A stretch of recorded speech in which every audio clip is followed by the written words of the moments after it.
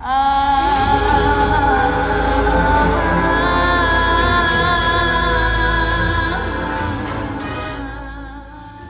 I was just taking a walk and I was like, I've got a video to make, so here we are. People always talk about how hard Kenshi is. Well, it's not. The game literally gives you a location which hands easy mode to you on a silver platter. I'm heading there now actually.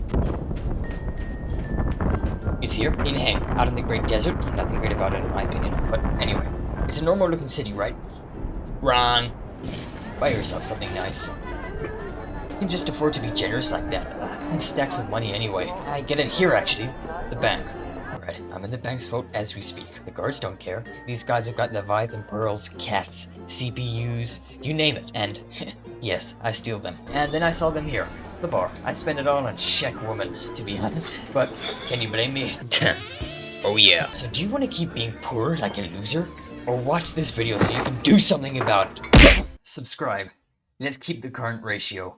Kenshi has many starting scenarios, all of them easy. I chose the quote-unquote hardest one, where you start off with no left arm. You are starving, destitute, and will likely be taken as a slave. Why? Just so I can really red pill you guys, and prove that you're just bad at the game. Alexander the Great, Napoleon Bonaparte, Adolf Hitler. What are these people known for? Sure, they're all people who changed the world. More importantly, they stood below 6 feet. And this one is no different.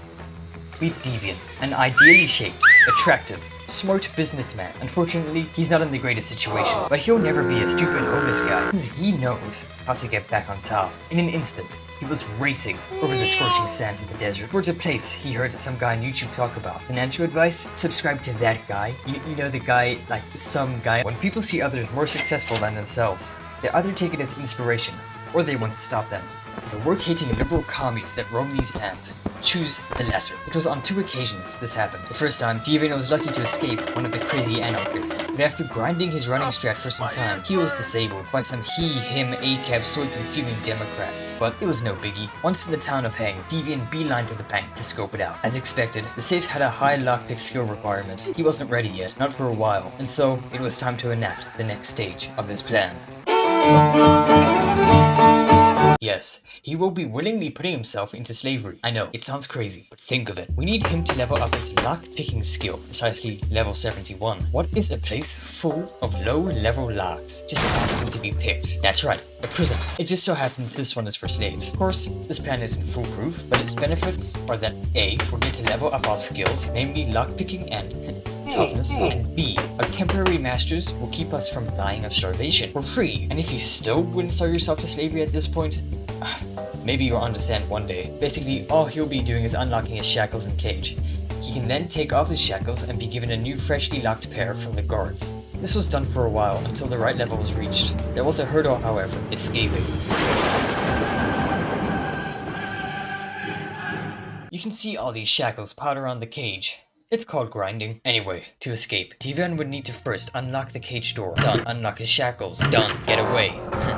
Might as well consider it done. He got out of the cage and started running to the exit of the town. They were faster than him, and it wouldn't be long until they captured him once more. But you see, to level up his lock-picking skills, he would not just pick his own locks, but to cause some chaos, pick other people's locks too. This awarded him a few friends, who thought he was trying to get them out. So when Deviant ran, a fellow slave followed, and as the slave was beaten to near death to let Deviant be free, there was no remorse or gratitude. He was just putting the natural course back on track. Once out, he needed to lay low until he could come back and rob the bank. But being on the run would be a long-term thing, and he had more immediate needs to attend to. Definitely after nearly being beaten up by some libtards who thought he had food. Like, do I need to explain their idiocy? So after using advanced methods to evade them, he luckily came across a deceased animal. You nasty ass bastard! It didn't have a lot of meat, but it would be enough for now. After tending to his hunger, it was time to go to a place where less people would stop him for looking like a slave. Well, mostly.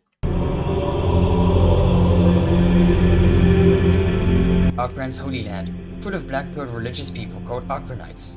What do they think of women? Spawns of Satan. What do they think of other races? Spawns of Satan. What do they think of slavery? They love it. So, it's for the best that they don't discover us. So apart from that last bit, Deviant should be fine there, surrounded by like-minded people. Just to be sure he wasn't captured for technically still being a slave, he put on an outfit he found on some dead ninja. Now he only looked somewhat like a slave. After crossing the border, he made his way to the capital of this faction, known as Blister Hill. Stupid name, I know. Here, he would sell the animal claws he collected along the way to buy food. But Somehow, a guard recognized him. These guys hate the people who enslaved Deviant, so how on earth would they know what one of their slaves looked like? In the many in-game days needed to wait until he could return to Heng, he trained his strength. Here's the before and after. But now that he had waited enough time and was no longer a slave, he could return back to Heng. At the gates of Heng, Deviant did a little bit of flexing in front of the guards. Not flexing his wealth, but his power. After far longer than anticipated, he could finally rob the bank. There was quite a bit to steal. The only problem is that I spent most of my time in loading screens due to constantly loading quick saves. After some time, the valuables were covertly secured, and after bankrupting a merchant who couldn't even buy all of it, the bag was secured. All this money was used to buy valuable things, such as a new, masterwork-grade arm.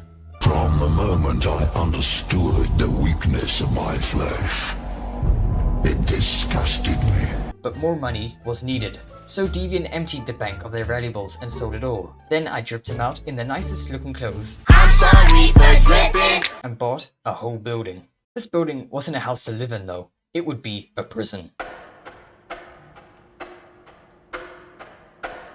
I just built a regular penitentiary. You come in, there's a giant crucifix for someone to go on, and many 1x1 meter squared cages for our prisoners. With the Recruit Prisoners mod, skilled fighters, unconscious or dying, could be healed and brought back to town, where they would be put in prison cages and coerced into fighting for Deviant, a far more superior tactic than recruiting base level characters from bars. The process of researching the prisoner cages, however, was a costly endeavor, and an empty bank meant no new money coming in, so items would be stolen from other places while waiting for the bank to respawn its items. So now it is time to wait until the army is rallied. The army was assembled.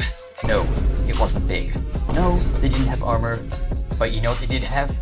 God mode. So I ran them into the capital of the United Cities, killed their leader, Emperor Tengu, and it was actually really easy. So if you want to defeat the United Cities extremely early on, use cheats. Done. If you couldn't tell, I got pretty tired of Kenshi near the end.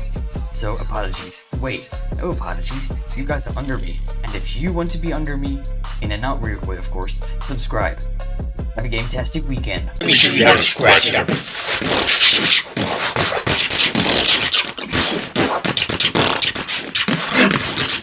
You will just miss the right.